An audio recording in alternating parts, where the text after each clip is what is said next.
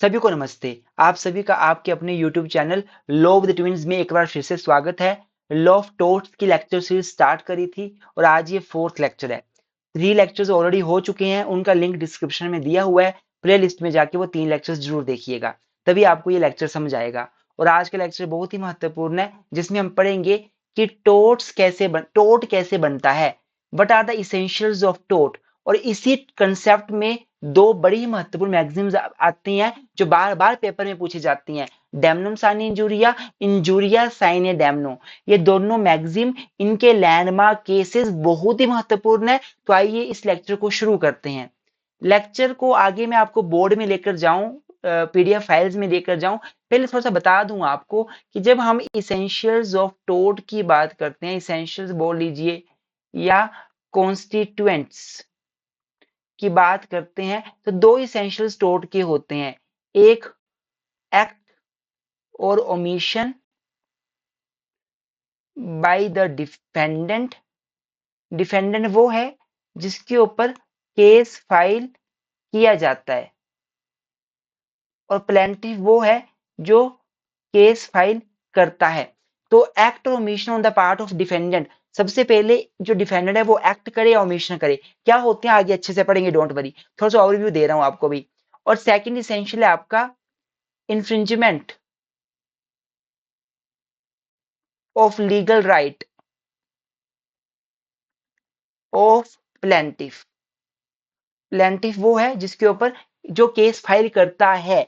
तो टोट कब बनेगा? टोट मतलब सिविल रॉन्ग, रॉन्ग मतलब जो something which is not lawful.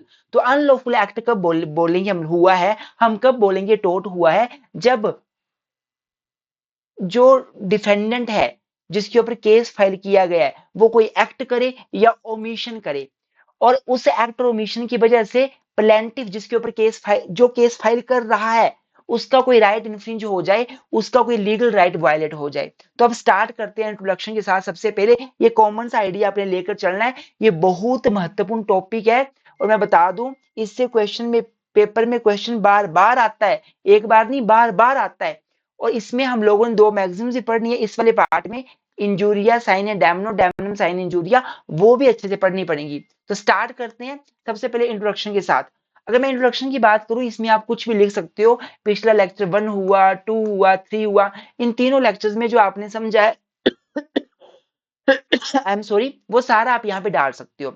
Normally आप टोट की डेफिनेशन इंट्रोडक्शन में डाल सकते हो कि टोट एक सिविल रॉन्ग होता है, बट हर, देखो क्या आप क्या लिख सकते हो कि टोट क्या है, टोट एक सिविल रॉन्ग है, बट जो हर सिविल रॉन्ग है वो टोट नहीं होता।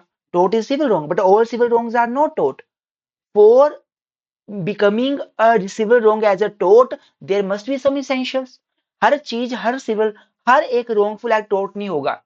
टोट के लिए कुछ essentials है जो पूरे होने चाहिए, वो essentials आप बता के आंसर को आगे शुरू कर सकते हो। तो यहाँ लिखा हुआ है, law of torts aims to protect the legal rights of individual and provide compensation for civil wrong। Law of torts का पर्पस क्या है? कि लोगों के सिविल राइट्स को प्रोटेक्ट करना, और उनको जो सिविल रोंग जिनके साथ हो रहा है उन लोगों को कंपनसेट करना। However not every wrongful act और एवरी लॉस अमाउंट्स टू टोट। हर wrongful एक्ट टोट नहीं होता, हर लॉस टोट नहीं होता। For an act to constitute an टोट, एक टोट बनाने के लिए there are certain essential element that must be present.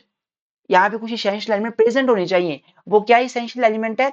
सबसे पहला, देयर मस्ट बी एक्ट और ओमिशन बाय द डिफेंडेंट, जिसके ऊपर केस फाइल किया गया है वो एक्ट करे या ओमिशन करे।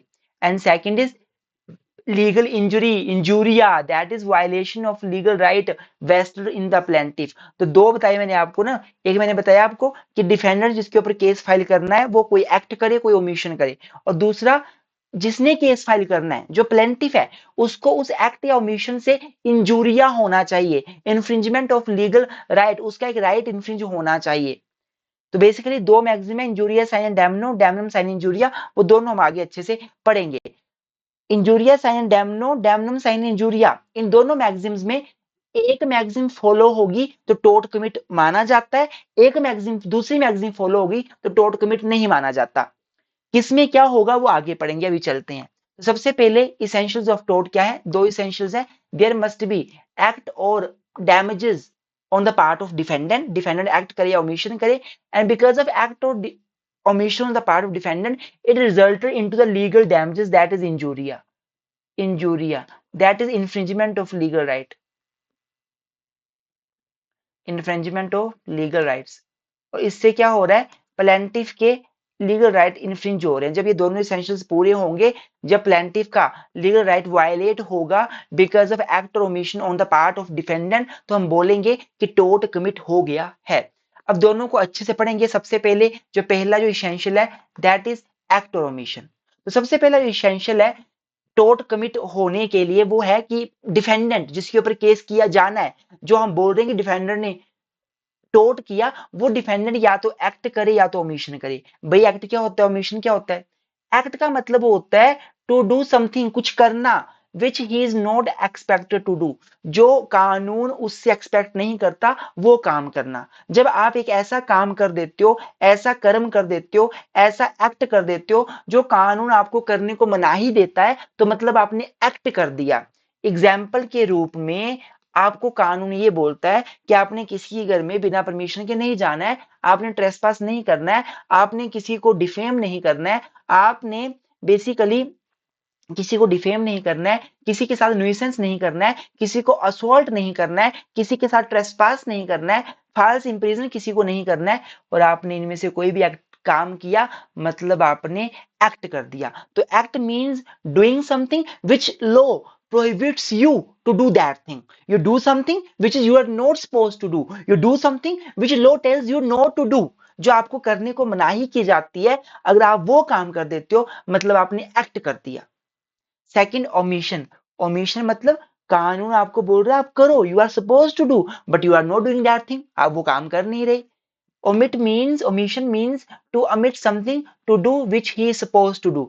कुछ करने के लिए omit करना, कुछ करने से पीछे हो जाना, जो काम करने के लिए you are supposed to do, आपको वो करना चाहिए। एग्जाम्पल के रूप में आपकी ड्यूटी है आप हेलमेट पहनकर बाइक चलाएं, आपकी ड्यूटी है कि आपको सीट बेल्ट लगाकर गाड़ी चलानी चाहिए, आप नहीं चला रहे, ना आप सीट बेल्ट पहन रहे, आपको कानून बोलता है आप करो, आप नहीं कर रहे मतलब आप ओमिशन कर रहे, ये टोर्ट बन जाएगा। ये दूसरा एग्जांपल देख लेते हैं। मान लीजिए एक if corporations which maintain a public park fails to put proper fencing to keep the children away from poisonous trees and dies, children die, the corporation would be liable for such omission. मान लीजिए corporation ने उसने एक park बनाया हुआ है, उस park में कुछ जो पेड़ हैं वो बड़े जहरीले हैं। अब कॉर्पोरेशन का ड्यूटी है कि जो जहरीले पेड़ हैं उन पेड़ों के आसपास बड़ी बड़ी फेंसिंग करी जाए ताकि बच्चे वहां पे ना जाएं जहरीले पेड़ों के पास। मान लो आप फेंसिंग नहीं करते हो, बच्चे अंदर चले जाते हैं वहां पे जहरीले पेड़ों के पास, और बच्चे वो जहरीले पेड़ों के पत्ते खाकर या कुछ ऐसे बेहोश हो जाते हैं, तो corporation will be liable because ये उनकी ड्यूटी थी वो केयर करें, उन्हें नहीं करी, उन्होंने ओमिशन कर दिया। तो आप तभी बोलोगे कोई टोर्ट कमिट हुआ है जब डिफेंडेंट जिसके ऊपर आपने केस फाइल करना है कि तुमने टोर्ट किया, वो या तो कोई एक्ट करे मतलब वो काम करे जो नहीं करना चाहिए था, या वो ओमिशन करे मतलब वो काम कर दे जो उसने नहीं करना था, वो एक्ट कर दे वो जो उसने सॉरी वो एक्ट ना करे जो उसने करना था। ओमिशन मतलब ओमिट समथिंग, कि आपको करना चाहिए था आपने नहीं किया, आपको हेलमेट पहनना चाहिए था आपने नहीं पहना, आपको पार्क में फेंसिंग करनी चाहिए थी आपने नहीं करी, it is omission. And second essentially is legal damages, मतलब इंजूरिया, मतलब infringement of legal rights of plaintiff. तो जब एक व्यक्ति एक्ट करता है और ओमिशन करता है, लेकिन उस एक्ट और ओमिशन से किसी को नुकसान नहीं होता, तो जब किसी को नुकसान नहीं होगा तो कोई किसी के ऊपर केस भी क्यों करेगा? कहीं ना कहीं in order to be successful in an action of for tort, the plaintiff has to prove that there has been legal damages caused to him। plaintiff को prove करना पड़ेगा कि इस काम से उसको legal damages हुए हैं। therefore in other words it has got to be proved that there was a wrongful act, that is act or omission causing breach of legal duty, violation of legal right vested in the plaintiff। अर्थात plaintiff जो case file करेगा उसे court में जाके prove करना पड़ेगा कि defendant ने जो एक्ट किया जो ओमिशन किया उससे मेरा लीगल राइट वायलेट हुआ है, उससे मुझे इन्फ्रिंजमेंट ऑफ लीगल राइट हुआ है। तो स्टूडेंट्स अब आगे चलते हैं। तो बेसिकली थोड़ा सा आगे बढ़ने से पहले आपको बता दूं कि अगर आपको किसी भी, आप एलएलबी कर रहे हो, आप बीए एलएलबी कर रहे हो, आप जो है चाहे किसी भी यूनिवर्सिटी से लॉ कर रहे हैं, आप Himachal Pradesh university Shimla, CCSU, MSU, MDU, Kurukshetra university, Lucknow university, doctor Bhimrao Ambedkar university, या मुंबई यूनिवर्सिटी, या कर्नाटका स्टेट लॉ यूनिवर्सिटी, या आप ओस्मानिया यूनिवर्सिटी, किसी भी यूनिवर्सिटी से लॉ कर रहे हैं, आप हमारे व्हाट्सएप नंबर में मैसेज करके आप हमसे नोट्स ले सकते हैं। अगर आपको अच्छे से पढ़ना है, डिटेल में पढ़ना है, हम लोग डेली क्लासेस लेते हैं हर सब्जेक्ट की, चाहे एलएलबी के सब्जेक्ट्स हों, बीएलएलबी के सब्जेक्ट्स हों, चाहे आप एआईबीई की तैयारी कर रहे हो, आप एलएलएम के एंट्रेंस की तैयारी कर रहे हो, आप यूजीसी नेट की तैयारी कर रहे हो, आप क्लैट पीजी की तैयारी कर रहे हो, आपको हमारे लेक्चर्स, हमारे नोट्स हर सब्जेक्ट में हेल्प करेंगे। तो आप हमसे कांटेक्ट करिए जरूर नोट्स लेने के लिए। हमारा टेलीग्राम पेज और इंस्टाग्राम पेज को फॉलो करना बिल्कुल मत भूलना। हम यहाँ पे यूट्यूब में लाइव आते हैं, यहीं पे नोटिस डालते हैं, हमने नोट्स शेयर करने हैं, यहीं पे शेयर करते हैं। जैसे भारतीय साक्षर नियम के बहुत सारे लेक्चर्स मैंने यूट्यूब पे लिए हुए हैं, और उनके जो नोट्स हैं वो अपने टेलीग्राम पेज पे डाले हुए हैं, तो वहां पर जाके आपको नोट्स में मिल जाएंगे। जो नोट्स पेड है वो तो पेड ही हैं, जो फ्री में है वो टेलीग्राम में मिलेंगे, तो टेलीग्राम जरूर ज्वाइन कर लें आप। आगे चलते हैं। अब दो मैगजीन्स बहुत महत्वपूर्ण है पढ़ना इस टॉपिक के लिए, जो कि दूसरा इसेंशियल है हमारा, लीगल डैमेजेस। डैमेजेस, या आप जिसको बोलते हो आप इंजूरिया, या आप क्या बोलते हो, इन्फ्रिंजमेंट ऑफ लीगल राइट्स।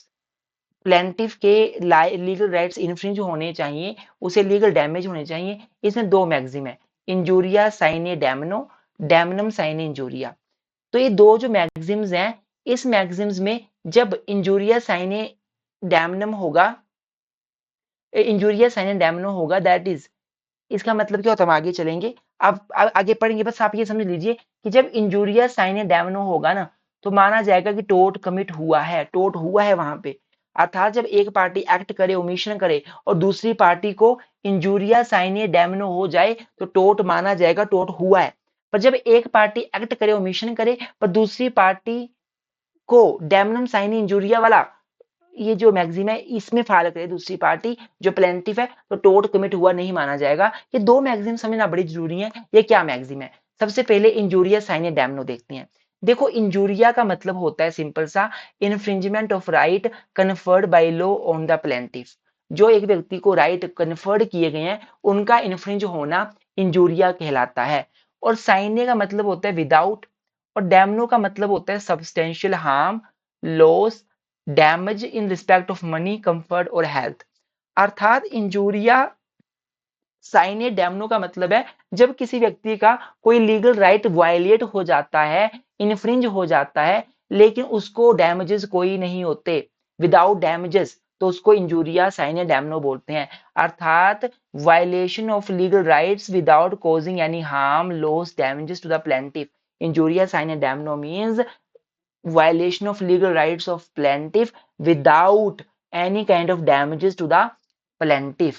बहुत से ऐसे केसेस हैं, जैसे अश्वे वर्सी वाइट, बहुत ही लैंडमार्क केस है।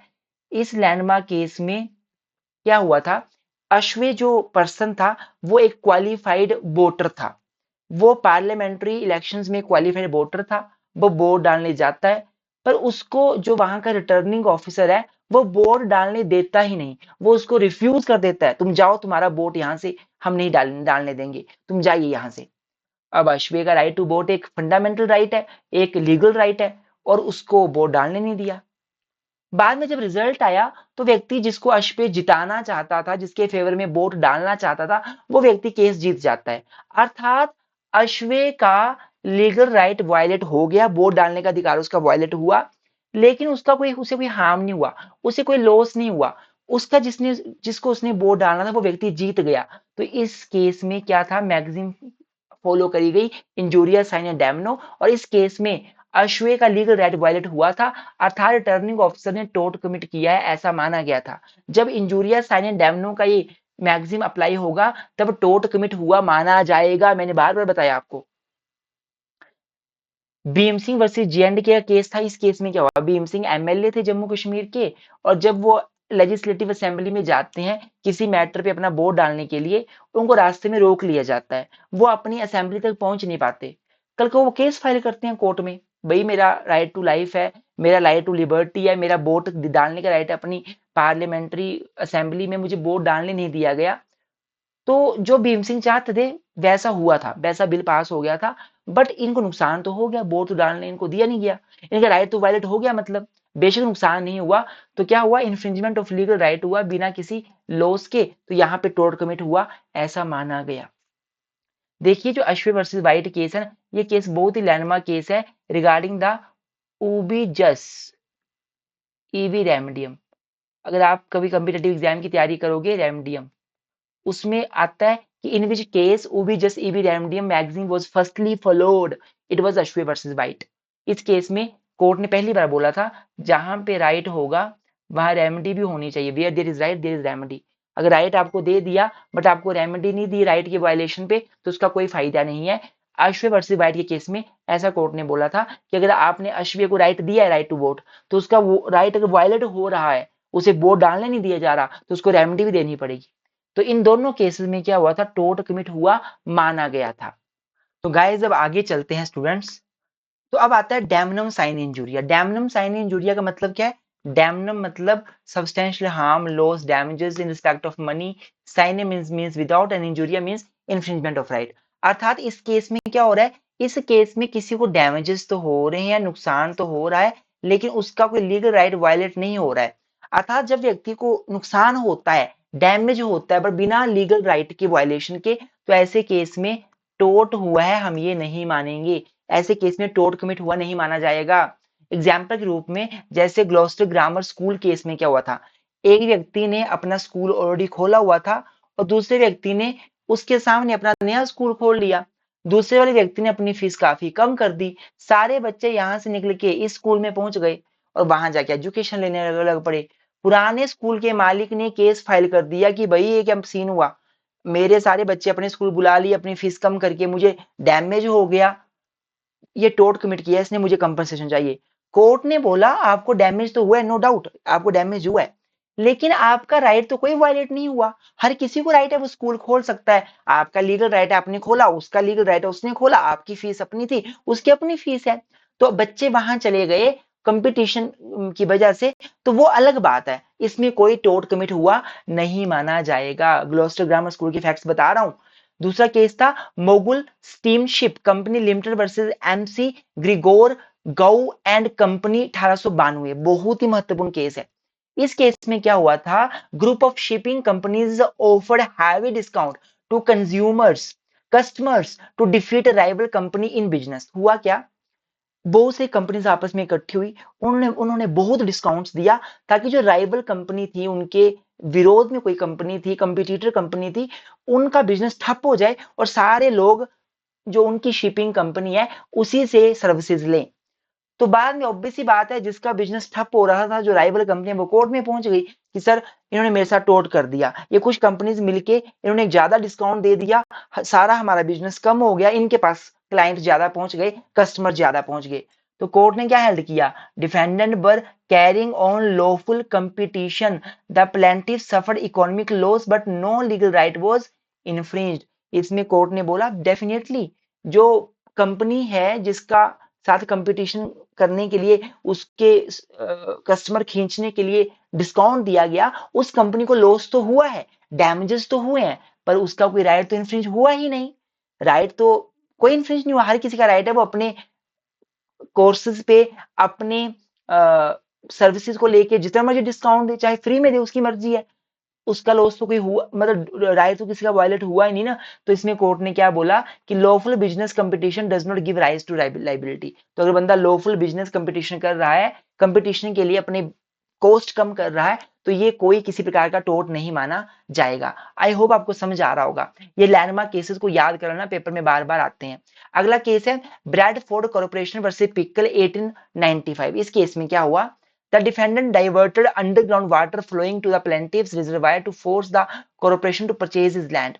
इसमें क्या हुआ, बेसिकली ऐसे लैंड है कोई, एक ऊपर लैंड है एक नीचे लैंड है, जो नीचे लैंड है ऊपर डिफेंडर ने क्या किया, यहाँ पे बड़ा सा खड्डा खोद दिया, सारा पानी यहाँ गिर रहा था खड्डे से, जो ऊपर से पहाड़ से पानी आता था, और नीचे वो नहीं पहुंच पा रहा था जो कॉर्पोरेशन की लैंड थी।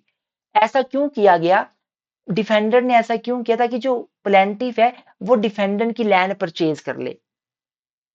प्लेंटिफ कौन है, कॉर्पोरेशन, और कॉर्पोरेशन की लैंड पे पानी नहीं पहुंच पा रहा है, क्योंकि डिफेंडर ने अपनी लैंड पे बड़ा खड्डा खोद दिया है और उसी पे पानी स्टॉक हो रहा है, नीचे पानी नहीं जा रहा। जो पानी पहाड़ों से आके यहां से होकर नीचे फ्लो होता था वो यहीं पे रुक जा रहा है, यहाँ पे खड्डा बहुत बड़ा है। अब डिफेंडर अपनी लैंड पे खड्डा खोद के बैठा हुआ है ताकि प्लेंटिफ जो कॉर्पोरेशन है वो उससे उसकी लैंड परचेज कर ले और वो पैसा उसको मिल जाए। कॉर्पोरेशन ने केस कर दिया डिफेंडेंट के ऊपर कि भाई ऐसे ऐसे आप कैसे अपनी जमीन पे खड्डा खोद सकते हैं। कोर्ट ने बोला कि इसने अपनी लैंड पे जो खड्डा खोदा हुआ है वो उसका अपना लॉफुल राइट है, बेशक इसका मोटिव बुरा था, ये आपसे चाहता था आप इससे लैंड ले लो, ये कोई फर्क नहीं पड़ता टोट में, मोटिव चाहे बुरा क्यों ना हो, मोटिव चाहे इररेलेवेंट, मोटिव हमेशा इररेलेवेंट होता है टोट में, लेकिन यहाँ पे कोई टोट कमिट नहीं हुआ क्योंकि कॉर्पोरेशन का कोई लीगल राइट वायलेट नहीं हुआ है। अर्थात अगर एक व्यक्ति अपनी लैंड पे खड्डा भी खोद रहा है, लीगल राइट एक्सरसाइज कर रहा है, तो उससे किसी को नुकसान हो रहा है, तो नुकसान तो हो रहा है पर किसी का राइट वायलेट नहीं माना जाएगा। तो यहाँ पे ये बोला गया था। उषा बैन वर्सेस भाग्य लक्ष्मी चित्रा मंदिर केस 1978 गुजरात के का इंडियन केस है, बहुत ही महत्वपूर्ण केस है।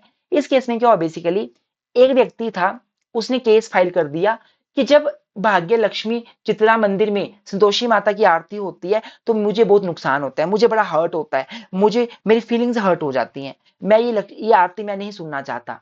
कोर्ट के पास केस गया, कोर्ट ने बोला सबको रिलीजियस राइट है, और अगर वो रिलीजियस प्रैक्टिस अपनी परफॉर्म कर रहा है और आपको उससे हर्ट हो रहा है तो आपका कोई लीगल राइट तो वायलेट हो नहीं रहा।